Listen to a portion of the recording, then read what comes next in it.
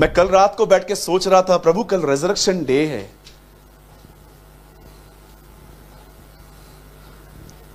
ऐसा लिखा था, मैं पढ़ रहा था जब पुनरुत्थान के लिए प्रभु के, मैं वो महान अध्याय पढ़ रहा था जहां पर यीशु मुर्दों में से जी उठा।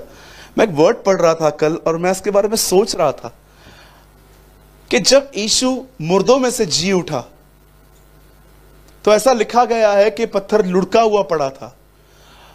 अब एक बात तो तय है कि यीशु मुर्दों में से कैसे जी उठा। पिता अपना सिंहासन छोड़कर उस कब्र में गया और ऐसा लिखा गया है कि खुदावन ने उसे मुर्दों में से जिलाया। मतलब क्या हुआ होगा एक्चुअली देखा जाए तो यीशु वहां पर उसकी बॉडी पड़ी होगी और खुदा ने वहां पर जाके उसे मुर्दों में से जिलाया।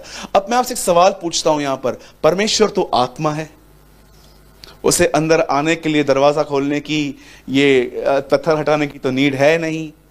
और यीशु मुर्दों में से जी उठा। आप जानते हो ना, एक प्लेस में बाइबल में ऐसा लिखा कि खिड़कियां और दरवाजे बंद थे तो भी वो उनके बीच में खड़ा हो गया था। अब इसका मतलब न परमेश्वर को अंदर जाने के लिए पत्थर लुढ़काने की जरूरत है, न यीशु को बाहर आने के लिए पत्थर लुढ़काने की जरूरत है, क्योंकि यीशु के पास उन दिनों में ऐसी बॉडी थी वो दीवारों में से भी पास हो जाता था। होता था ऐसा। तो मैं कह रहा था, खुदा न तुझे अंदर जाने के लिए पत्थर हटाने की जरूरत है, न यीशु को बाहर आने के लिए पत्थर हटाने की जरूरत है, तो फिर पत्थर हटाया ही क्यों गया? और मुझे परमेश्वर ने कहा इसलिए ताकि मनुष्य आके देख सके कि वो जी उठा है। बिकॉज ऑफ दिस, ताकि इंसान देख सके आके कि he's raised, वो जिंदा हुआ है। उससे जरूरत नहीं है, लेकिन हमें तो देखना था कि वहां कौन है कौन नहीं है। और वो मुर्दों में से, आपको मैं सच कहता हूं, आपके लिए बहुत, आपकी लाइफ बदल जाएगी, आपका नया जन्म हो जाएगा जब आप वचन को सिर्फ पढ़ेंगे नहीं पर उसे अपने माइंड में रिन्यू करेंगे एवरी डे, उसे अपने आप में लेंगे। जरा सोचिए, एक मां 9 महीने अपने अंदर एक बच्चा रखती है, अंदर बैठा रहता है। आपने कभी देखा है डिस्कवरी में बच्चा कैसे बैठा रहता है? ऐसे बैठा रहता है, ऐसे अंदर। ऐसे हमारे तरह टांगे फैलाने का भी इसके अंदर नहीं रहता है। हम लोग कैसे टांगे फैला के बैठते हैं ऐसे आराम से, वो वैसे भी नहीं बैठ पाता, ऐसे बैठा रहता है। मैं कभी कभी सोचता हूं जब वो बैठा रहता होगा तो सारा दिन क्या सोचता होगा अंदर ही। कभी कभी दही गिरती होगी, कभी दाल गिरती होगी, कभी चॉकलेट गिरता होगा ऊपर से, क्योंकि माँ जो खाती सब ऊपर गिरता होगा उसके ऊपर, बेचारे के ऊपर। कभी दही, कभी चावल, कभी ये, कभी कभी बोलता होगा माँ पिज्जा भी फेंकना। सोचिए अंदर क्या दिखता होगा उसको। 2 चीजें, पानी और अंधकार, और कुछ नहीं दिखता होगा उसको। लेकिन जिस दिन जब वो मां के पेट से बाहर आया होगा, आपको पता है वो दुनिया उसे फिर कभी नहीं दिखाई होगी। अब वो एक नई दुनिया में आ गया, सब रोशनी। ये होता है नया जन्म। जब आप परमेश्वर के वर्ड को लेकर उससे मेडिटेट करते हैं, ये वही दुनिया जो आप देख रहे हो, ये वही दुनिया है जो आपके लिए नई हो जाती है।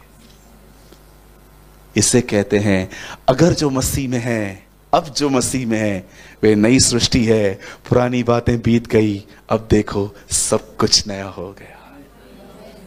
किसने नया किया आपकी और मेरे लिए? वचन ने। तो मैं आप में से हर एक को इनकरेज करना चाहता हूं कि आपके प्रॉब्लम का सॉल्यूशन पहले ही खुदा के पास है। पैनिक मत होइए, घबराइए मत, डरिए मत, खुदा आपके साथ है। और मैं आप में से हर एक को, जितने भी लोग यहां पर आए हैं, सुनिए प्लीज, मेरी आपसे विनती है, अगर आप यहां पर एक अच्छी जिंदगी, एक प्योर लाइफ जीना चाहते हो, थॉट्स में, विचारों में, मैं आप में से हर एक को कहना चाहता हूं, हर दिन वर्ड को लीजिए, उस वचन को लेके सोचिए, उस वचन को खाओ, उस वचन को अपने अंदर लो, उस वचन को अपने अंदर रखो। इस तरह अपने माइंड को एवरी सिंगल डे रिन्यू कीजिए, इस तरह अपने मन को नया कीजिए।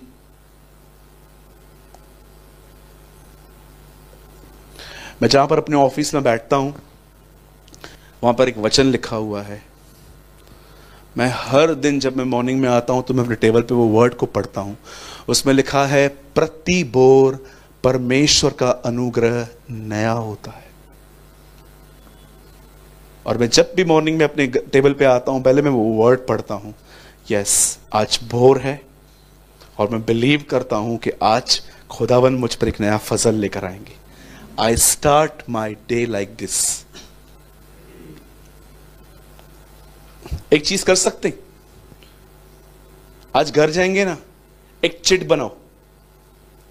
चिट समझते हो? वो वाला चिट नहीं, कॉपी वाला नहीं, क्योंकि हमारे थोड़े माइंड अभी थोड़े ओल्ड है ना वो वाला चिट नहीं है। एक चिट बनाओ, कौन सा वचन है जो आपको बहुत टच करता है, वो उस वर्ड को लिखो और जहां कहीं आप सोते हो वहां सेलो टेप से चिपका दो। और जिस दिन आपको लगे ना अब ये वचन दीवार पे नहीं दिल पे लिखा गया है, वहां से उतार दो। आज के दिन करके देखो, ठीक है? करेंगे ब्रदर, हम कर तो देंगे लेकिन हमको मम्मी मारेगी। क्यों? दीवार पे लिखने नहीं देती है वो हमें। हम मम्मी को मनाओ।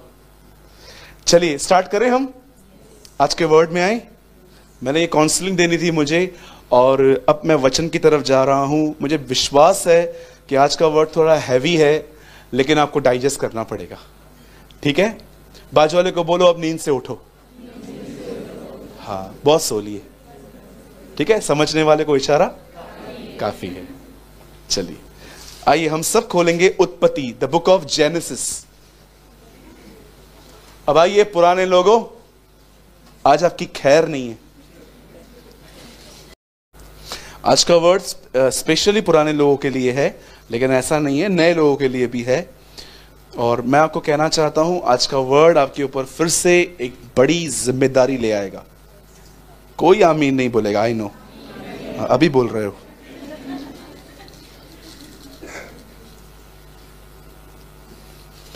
मेरे साथ खोलिए उत्पत्ति का दूसरा अध्याय। पंकज भाई उत्पत्ति 2 अध्याय और उसका पहला वचन लगाइए। आइए, सबने ओपन किया? जेनेसिस, इंग्लिश में जेनेसिस, इन हिंदी कॉल उत्पत्ति, और कोई उर्दू पढ़ता है यहां? पैदाइश। आइए मैं पढ़ रहा हूं। इस तरह आकाश और पृथ्वी और उसकी सारी सेना का बनाना समाप्त हो गया। 2 का 2। और परमेश्वर ने अपने काम जिसे वह करता था 7वें दिन समाप्त किया और उसने अपने किए हुए सारे काम से 7वें दिन विश्राम किया।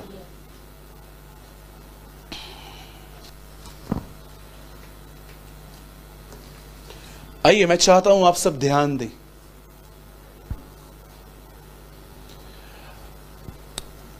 बाइबल की शुरुआत इस तरह हुई है कि परमेश्वर ने इस सृष्टि को बनाने के द्वारा अपने आप को रिवील किया है। अगर आप ये जानना चाहते हैं कि खुदावन ने अपने आप को कैसे प्रकट किया है, तो उत्पत्ति 1 अध्याय एक ऐसा अध्याय है जिसमें वर्णन किया गया है कि सृष्टि बनाने के द्वारा उसने अपनी ताकत और अपने आप को रिवील किया, प्रकट किया।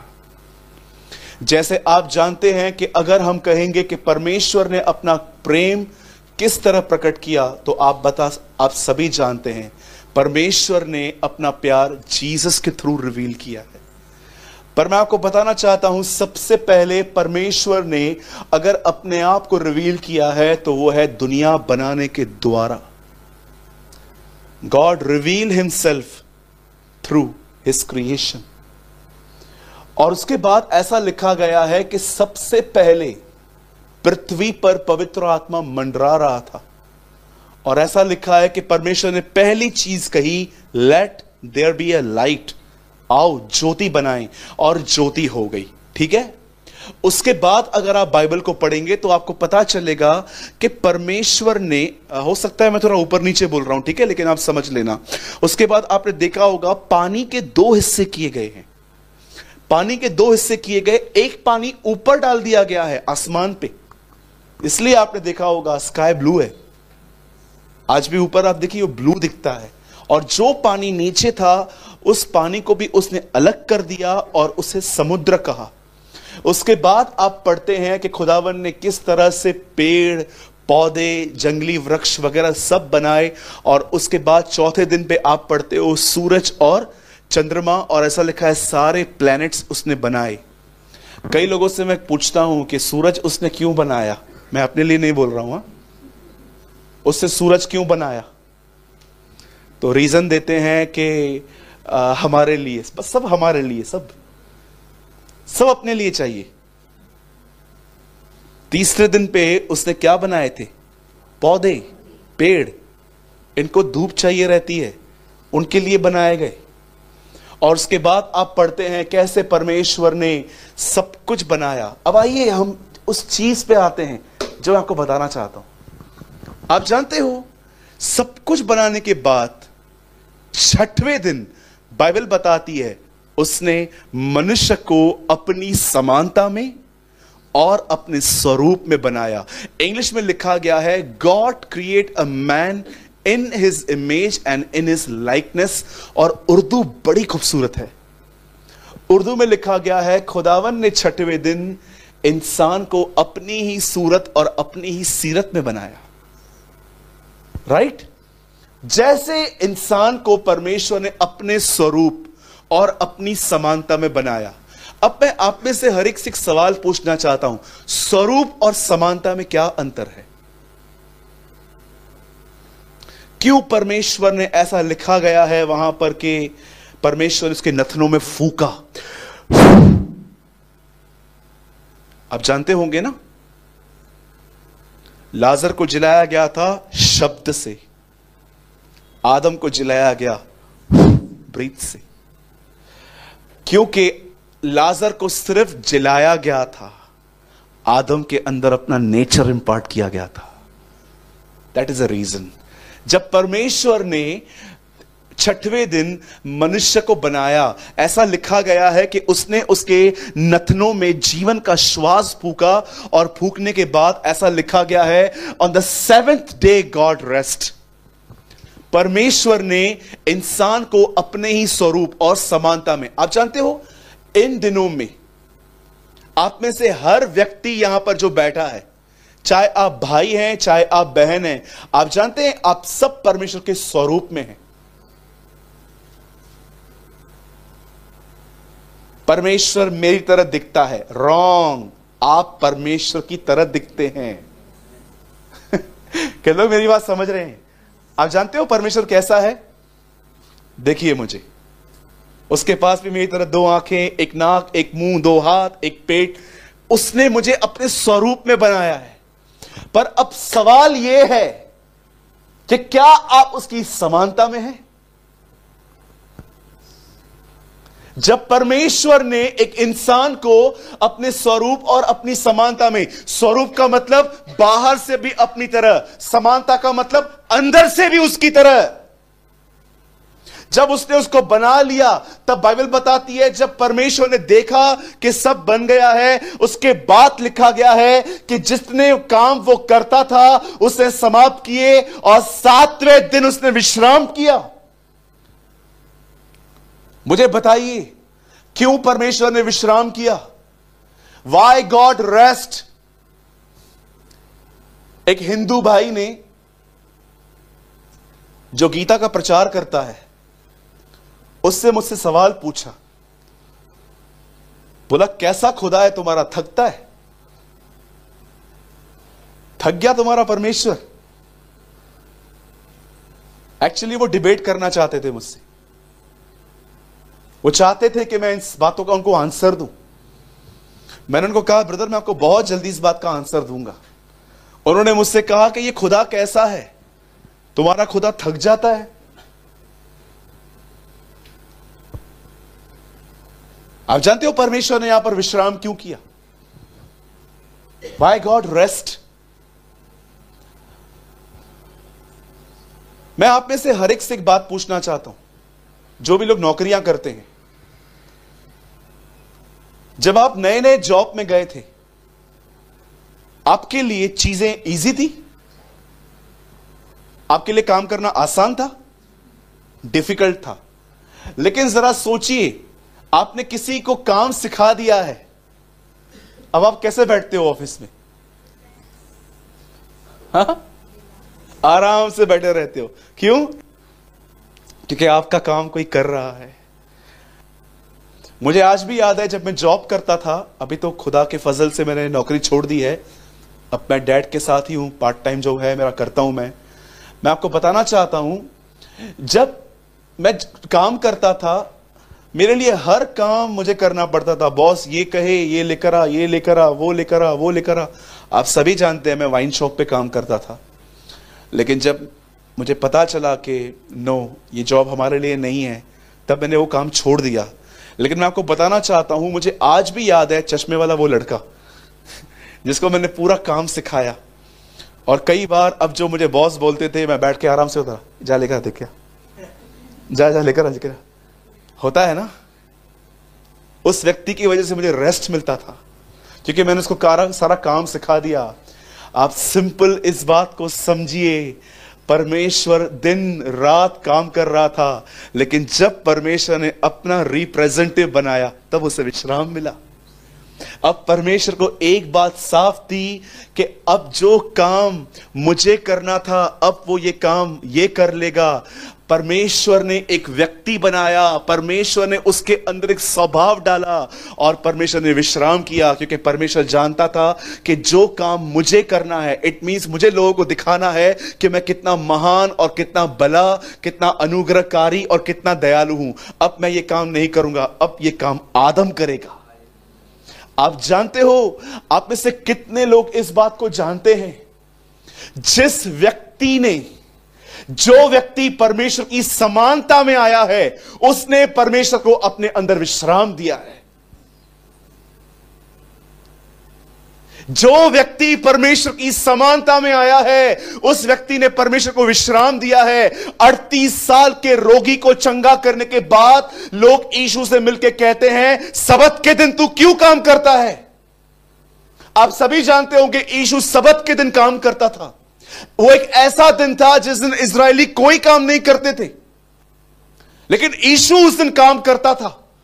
एक दिन लोग उसे कहते हैं, तू सबत के दिन क्यों काम करता है?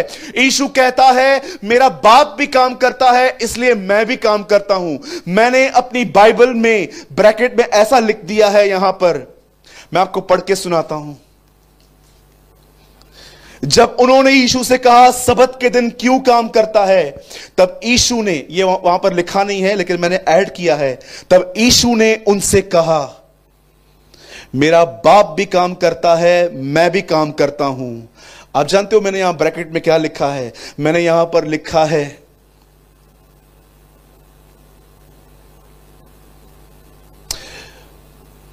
जब से आदम पाप में गिरा है, मेरे बाप को कभी आराम नहीं मिला है। आप जानते हो, जब से इंसान गुनाह में गिरा है, खुदा को कभी आराम नहीं मिला है। वो वापस वो काम कर रहा है।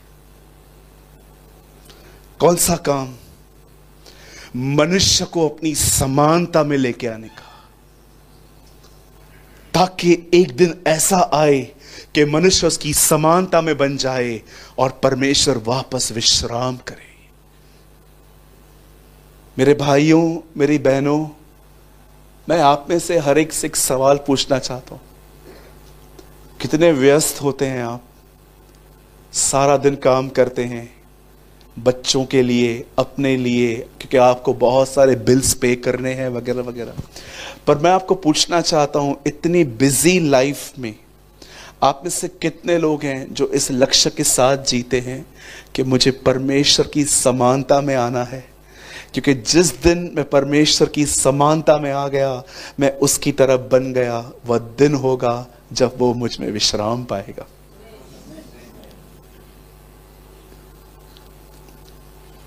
मेरा ये सवाल है आपसे आज।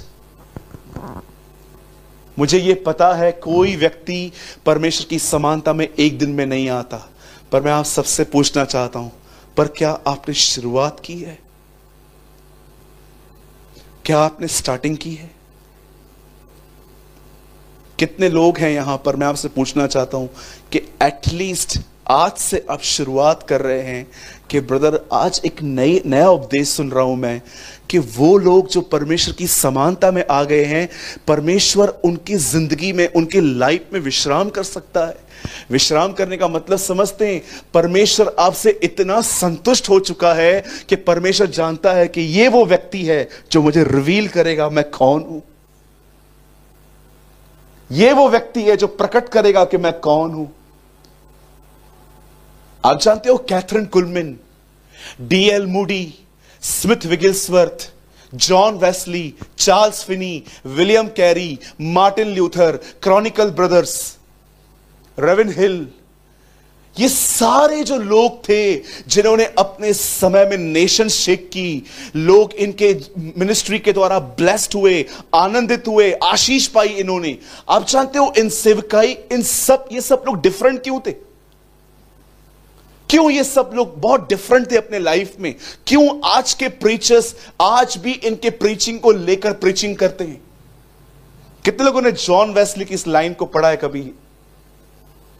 मैंने अपने आप को आग में जलता हुआ रखा है ताकि सब मुझे जलते हुए देखें। पढ़ा है आपने जॉन वेस्ली की इस लाइन को कभी? मैंने अपने आप को आग में रखा है ताकि सब मुझे जलता हुआ देखे। घर जाके सोचना कि मैंने क्या कहा है आपको। मैं जानता हूं आज की मीटिंग इतनी हैवी है कि आप में से बहुत सारे लोग जो हैं यही सोचेंगे कि ब्रदर नहीं, इट्स वेरी हार्ड, ये होता नहीं है। मैं आप में से हर एक से पूछना चाहता हूं, क्या आपके अंदर थोड़ी सी भी ये डिजायर है, थोड़ी सी भी, नॉट 100%, पर क्या आपके अंदर 10-20% भी ये डिजायर है कि मैं परमेश्वर की समानता में आऊं और परमेश्वर मुझ में विश्राम पाए?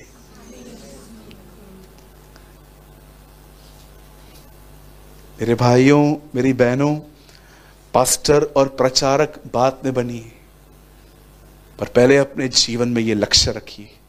और अगर आप में से कोई भी यहां पर एक ऐसा व्यक्ति है जो ये महसूस कर रहा है कि ब्रदर यस, आप मुझे समझाइए, मुझे परमेश्वर की समानता में आना चाहता हूं, मैं आना चाहता हूं उसकी समानता में, तो मैं बंद करने से पहले एक आखिरी लाइन आपको कहना चाहता हूं। आप परमेश्वर की समानता में आना चाहते हैं? कितने लोग आना चाहते हैं? Come on, lift your hand.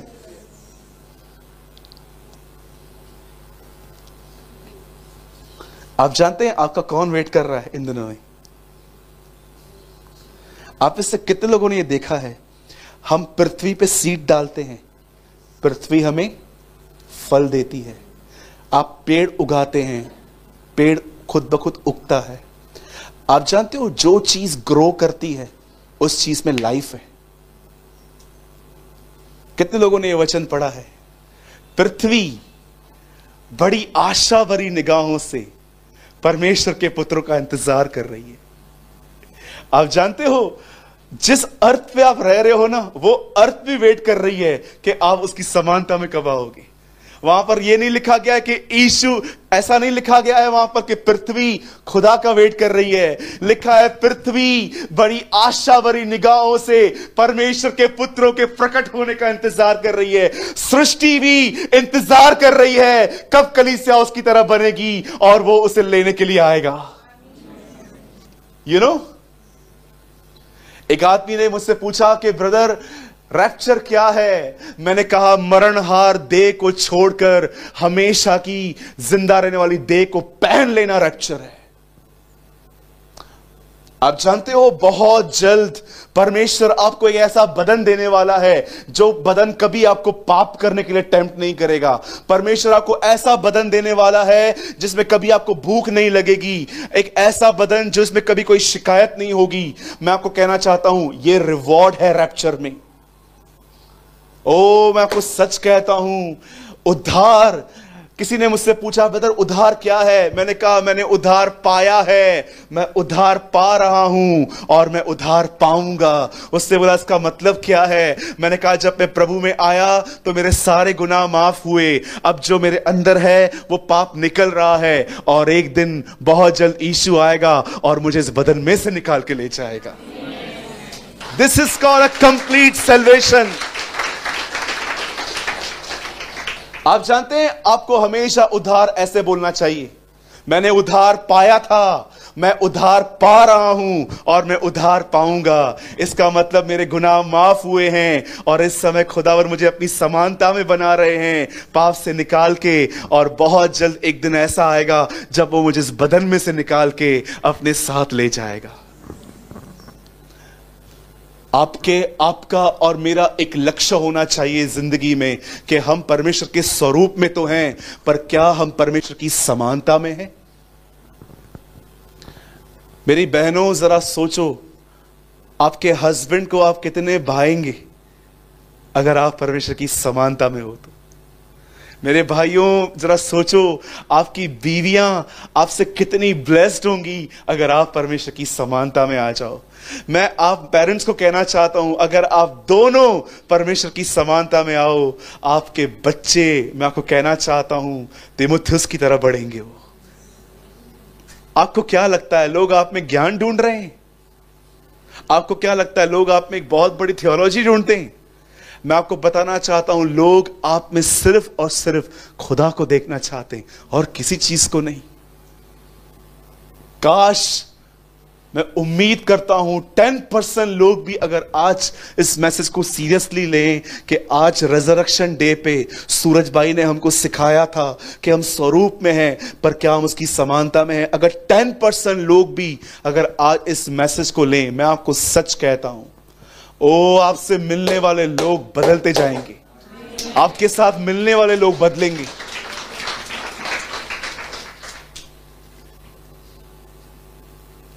जिसने, जो उसकी समानता में आया है, जो उसकी लाइकनेस में आया है, वही वो व्यक्ति है जिसने उसको विश्राम दिया है।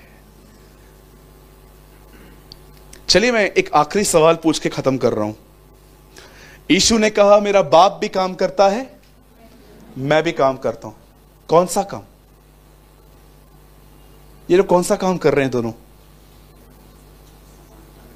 यस, जानते हो पिता और पुत्र कौन सा काम कर रहे हैं?